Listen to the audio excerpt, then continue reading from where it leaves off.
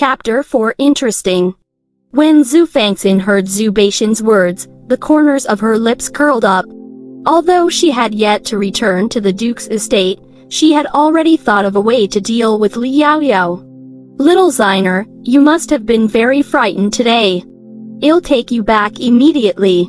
Let's go, I'll carry you. Xue Baishan bent down and patted his shoulder, indicating for Xue Fanxin to climb on his back.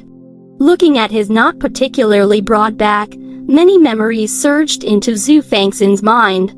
It was this back that had carried her ever since she was young, giving her endless love and warmth.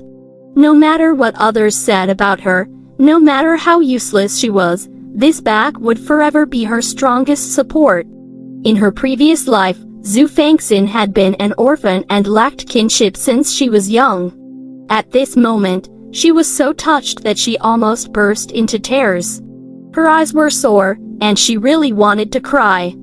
Even though Xue Baishan was not her biological grandfather, why did she feel an inexplicable sense of familiarity towards him? Xue Baishan bent over for a long time, but did not feel Xue Fanxin climb on. He turned back to look, and saw that her eyes were red, as if she was about to cry.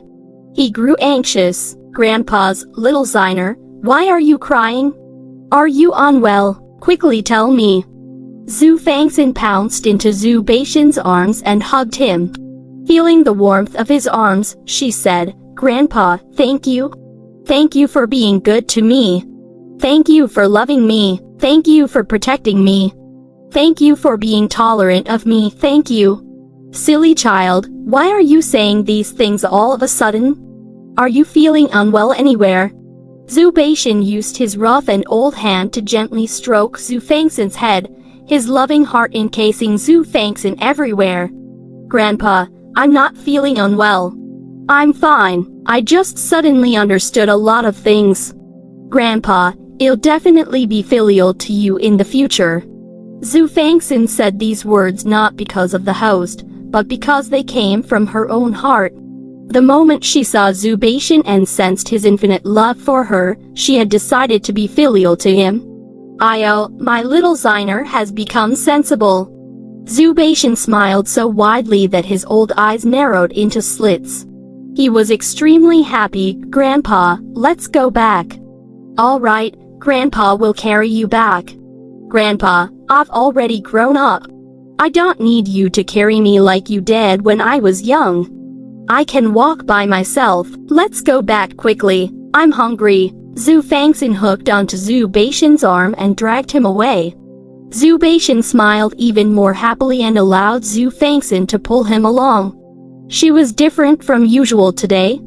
It seemed that she had really grown up and become sensible. The grandfather and granddaughter pair walked together and gradually faded into the distance.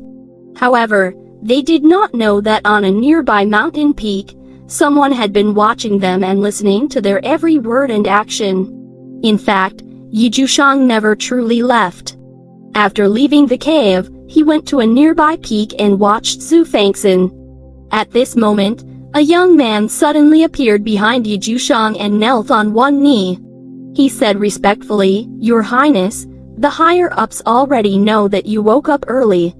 They sent people over to escort you back. How long have I been sleeping for? Jiushang asked coldly, with his back facing the man. Your Highness, you slept for 9 months, 9 days, and 9 hours. You woke up half a year earlier than expected. Perhaps it is because you woke up early that the higher-ups are so anxious for you to go back. The moment of 3 nines, the power of nirvana. Could it be that all of this was really predestined by the heavens? Your Highness, what are you talking about? Nothing. Go and investigate the granddaughter of the Duke of the Nanling Empire, Xue Fanxin, for me. I want to know everything about her. Jiushang looked at his slender, fair hand. The corners of his mouth curled up slightly as he revealed a mysterious smile. There was actually the power of nirvana in her blood. This Xue Fanxin was interesting.